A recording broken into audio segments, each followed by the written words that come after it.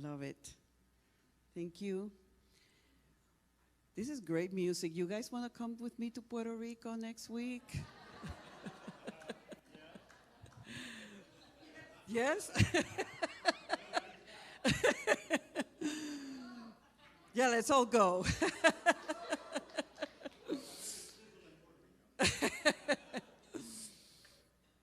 It's great to be here, like I said before, especially during this summer of abundance. It's something that we, in our online Spanish ministry, we've been doing now for 4 years. We take the whole summer and talk about principles of prosperity as Unity teaches. So I'm really glad to be here because even though I'm going to speak more of a mystical message, it's related to our capacity to experience abundance. I would like to start with a question that you can answer. It's a rhetoric question. I don't expect everybody to tell me, but ask yourself. If there would be a way to sustain a high level of abundance, would it be worth learning the how to? Right? And second question, what would it take spiritually for that to happen? And if you've been in Unity for a while, as a Unity student, I pretty much know what you're likely going to answer to me. You're going to say, yeah, just manage your mind. Change your thoughts, you change your life. That's principle number 3 in Unity that says that everything somehow that we see in the physical started in the mind. It's also biblical, like Paul tells us, that renew by the transformation of our minds. But today I'm here to challenge that a bit. Because mind management can only take us so far in sustaining abundance in every area of our lives. So if managing our thoughts is not the ultimate way, what are we missing? Unity as a philosophy and way of life has made us very aware of the importance of managing the mind, and to me, and you probably agree, it's done it brilliantly because it has helped us reprogram our minds so it's closer to spiritual truth, and the closer we are with spiritual truth, the more good we manifest in our lives. That's Unity basics. So if our conditioning has created an awareness of unworthiness, Unity says spiritual truth is that you are loved, God is good, and so are you. If we have carried a conditioning of scarcity, Unity says spiritual truth, we live in an innately universe of abundance. It's just a matter of having your consciousness be in alignment with that truth. If our conditioning has made us believe that illness is all-powerful in our life condition, Unity says spiritual truth is that we are whole, perfect, and free as divine beings. So our minds have all been conditioned somehow. We all carry conditioned minds based on our upbringing, our culture, our religion, our influences, what we have told ourselves. And most of that conditioning came during the first 7 years of our lives, and it's mostly subconscious. That's why Aristotle once said, give me a child until he's 7, and I will show you the man. But the truth is that whatever we acquire during the 7 years, we keep putting ideas and beliefs into our mind space. The older that I get, the more grateful I am that I was exposed to these Unity principles in my adolescence years, and gave me an opportunity to be exposed to principles of truth about me, about God, about life, sparing me from a lot of problems. Now I see. I have been able to overcome a lot of human challenges because of my unity conditioning. So I ran a very successful business in family business for like 20-something years. I was able to heal from a really serious cancer condition like 12 years ago. I was able to co-create a very harmonious separation with my ex, who was the one who picked me up at the airport. He lives here in Miami, and made me a better parent. One of my children had a developmental issues, and I would apply the principles one at every time to get the best life to hope had to offer. At some level, I felt in control because we are empowered by truth. Paul Hasselbeck, in his book, Heartfelt Metaphysics, talks about the 4 levels of consciousness and talks about the victim and the victor. I'm not going to go into the whole explanation, but the victim first level is when we really see like life happens to me, I have no control. Victor is more when we're saying, hey, if I start changing my perspective and my thinking, I might have some influence into my conditions, so it's things happening by me. However, I must say that the more I mature spiritually, the more I realize that there's more than managing the mind. I have come to understand that Spirit, God, the divine, wants us to understand more than merely surviving or thriving in the world. Spirit wants us to, or wants to rock the ego-based illusion of control, making sure that we don't leave this earth with a perspective that it's all about, succeeding. So because it is so, there are times, and you probably agree with me, in which something starts feeling off. There's some discomfort or prompting, and that gets transmitted through the heart space. And you maybe can't pinpoint what it is, but something is off. So we start understanding now that there's power in my conditioned mind with truth, but I must experience beyond that. So what is it that I want to sell to you today? That's how I used to prepare for my talks way back. What do I want them to buy today from me? So this is what I'm selling to you today. It's the idea that bridging the mind and the heart should be the goal of our spiritual life. It is believed, somebody said, that the greatest distance we have to navigate is the 14 inches between our brains and our heart. I was recently in Spain. I have family there, and I'm having lunch with some cousins, and she quotes this Italian author about this giraffe, and I go like, that's so perfect for this talk, because so many of us react like the giraffe, and the quote is, the giraffe has the heart so distant from the head that she fell in love yesterday and still doesn't know it.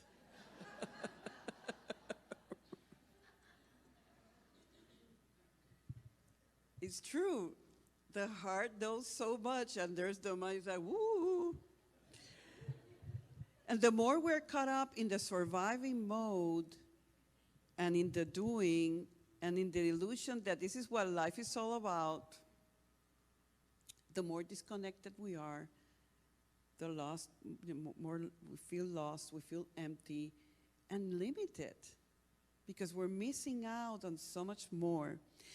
So that's why I believe that being in harmony with the guidance of the heart is being in harmony with all of life, with our divine plan, and the reason why we came to earth is being revealed beyond what we can see or know at some point. That voice of the heart speaks quietly, softly. It's always right. It's leading us towards the right direction. and connecting it with the idea of abundance, it will keep the abundance flowing. The Koji tribe, I don't know much about, I'm not an anthropologist, but I was reading on this tribe, I think they're in Colombia. They understood the importance of having an inner knowing at the heart level before the perception of the world takes on. And what they do is that when children are really young, they get them into a lot of dark spaces, which might look or sound cruel, but the whole idea is for the children to start connecting within before they get exposed into the world. Because these people in their innate wisdom understood that there's great, great power and wisdom beyond what we are conditioning at some point. You may be familiar with the Heart Math Institute in California. They do a lot of research about the power of the heart, and they strongly stand for the idea of having a practice of coherence between the heart and the brain, because when you practice bringing innate qualities of the heart like appreciation, love, compassion, and all of that, that creates an effect of coherence in your body, making you less prone to get ill, and also connecting you with a deeper sense of intuition. I wish we could say that we would always listen to that voice. But what happens many times is that when that voice starts saying, hey, it's this way and not this other way, the ego mind kicks in and says, be careful, watch out, because the ego wants to protect us based on what it has experienced, it has learned, it has lived. And when sometimes the heart asks us to do stuff beyond that fake idea of safety. And when we are not in tune with that is where we start feeling there's something off. But that voice, which is the voice of God, is the one that will always get you to where you need to be. And I have some scripture from Proverbs 3, 5, 6 that I'm sure you have heard before. Trust in the Lord with all of your heart and lean not on your own understanding. In all your ways submit to him and he will make your paths straight. So you're being told not to lean on your own understanding. So the mind is good, and the mind can be the instrument by which we decide on doing meditation, on listening, on allowing for that guidance to come through. And essentially what I'm trying to communicate to you is that the more relationship through the heart space, the more intuition, the more abundance. Because our understanding at some point can be good, but not great. It doesn't matter how much prayer or affirmative prayer we're doing, how much transformation we might be experiencing, and how much in resonance we are with truth. It's still a human voice, and it carries a certain level of consciousness. So we can rely there, but always stay open.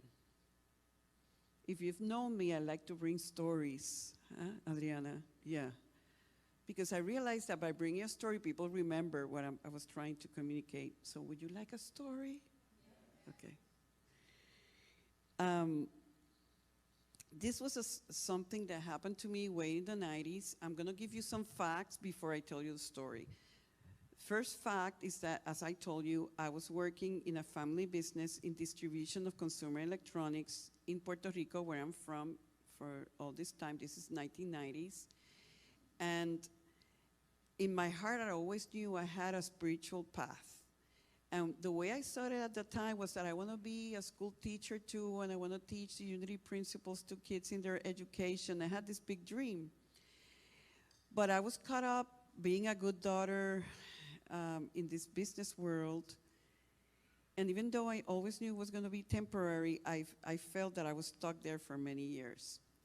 And something I did just to relieve my soul, I adopted a public school nearby that had 500 kids in an elementary school in a low-income area close to where we were. And there was a lot to be done there. They had a lot of issues and problems. Like for a while, they didn't have a principal.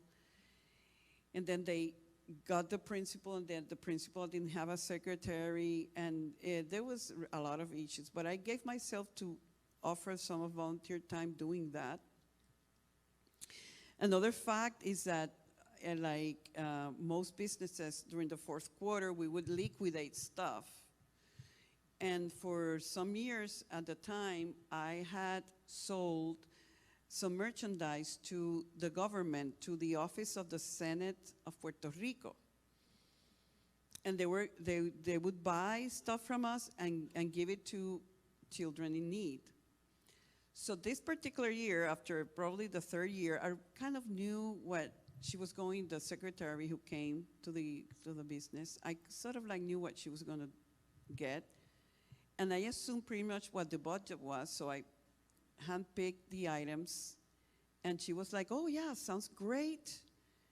Should be enough for our Christmas giving this year. And then as she was about to come and pick up the merchandise, she calls up and says, and I'm sorry to say, but our budget has been cut, and we're going to just do X amount, which was like 25%. And I'm thinking, I already packed it, took it out of the books, took the loss, and now have to get that out of the packaging and figure out who I'm going to sell it to. And the hard voice said, go ahead and donate it. And the mind went like, no way, I'm already taking this major loss. No way I'm going to give it to you. I'm going to give it away. And the voice kept going, and I was like, boom, boom, boom, boom, boom, boom. She gets in, we go into the warehouse, and they're starting to pull the boxes. And I go, you know what? Go ahead and take it. She went, are you kidding me? I said, no, no, no, go. I just followed the heart prompting. But then my business mind kicked in, and it's like, you got to get something out of this. It's not for free. And I went, hey, do you think I could make an appointment with Mr. Rodriguez, who was the president at the time? Because I adopted the school, and we need a secretary, and the Department of Education hasn't sent the secretary, so maybe he can help. And she went, of course, let the Christmas season go by, and next year we'll get you in and to talk to the president of the Senate of Puerto Rico. So, okay, thank you very much. That's it. Like a month goes by, and we get an IRS inspector in house, Hacienda, Puerto Rico, it's called. And they started auditing to find that in everything that had to do with exports, apparently we were doing some wrong computation, and they were going to fine us $100,000. And I went, but I was like, why did we follow the directions as we were given? We have not done anything illegal. And they said, I'm sorry, ma'am, $100,000, and we're going retroactive. Oh, well, that's the end of it. And I called the external auditor, and I said, you know, Hacienda is here, and they say that we are 100,000, and you know, we've done it right for years. And I was hoping for the auditor to say, well, I'm going to call, or let's do something. He says, well, you have to pay it. I went like, you're fired. I was so disappointed. Shortly after, I get the call from the secretary of the president of the Senate. Oh, Mr. Rodriguez is ready to see you. And I go, oh, yes. And I said, what if I bring that up and I get my case be reviewed at a higher level? But I didn't tell her that. So anyways, I went with my dad. We walk in there, and we start off by saying, yeah, we need a secretary for the school. Oh, okay, I'll call the secretary of Department of Education. And then, by the way, we had Hacienda come in and blah, blah, blah. And, oh, no, let me call the subsecretary of Hacienda here. Anyways, they saw the case. We were right most of it, but we were fined like 15,000. It was not what it was going to be. They didn't go retroactive, and that was the end of my happy story. When that happened, I went, it all happened because I didn't follow the voice of reason. There was this strong message from the heart level saying, this is what you need to do. And I'm glad, not every time, believe me, not every time I follow that. That's the thing. But that's the path, is for us to be masters in listening to that voice and honoring it and creating space in our everyday so that we may listen. The 5 senses are great. They're controlled by the ego, by the way. But the 6th one is that it's connected with everything and knows even the future, knows everything. So when we honor that voice, which I like to see like spirit through the heart space, we get the downloads, and the downloads will always take us to the right and perfect direction. The key again is to honor it and then act on it faithfully. We need to listen, we need to practice. And I have a quote that is going to show up. It's my quote, okay? Not Deepak Chopra, not Marianne, no, Mia. Being in the heart is a state of spiritual authenticity where we open the doors for intuition to guide us in our decision making, like my story, but most of all, to guide our spiritual evolution.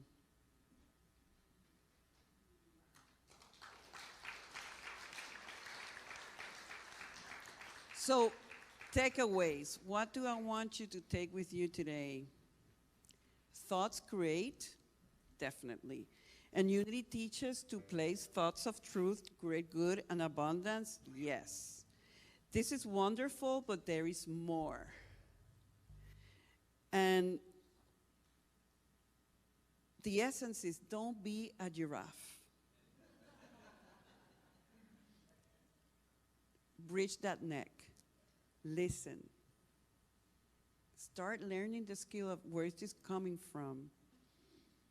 And by honoring that and acting on that, you will see the abundance to continue to flow. I end with the words from the earlier song that talk about the heart, and gratitude ignites the power of the heart. With a grateful heart, I behold your goodness.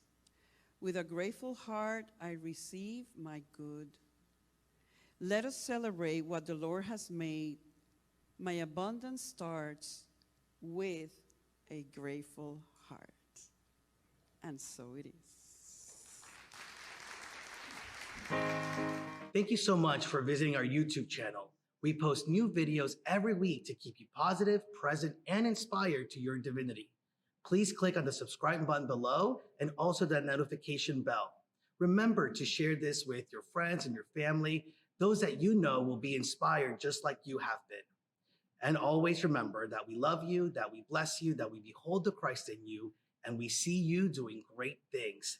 Thanks and take care.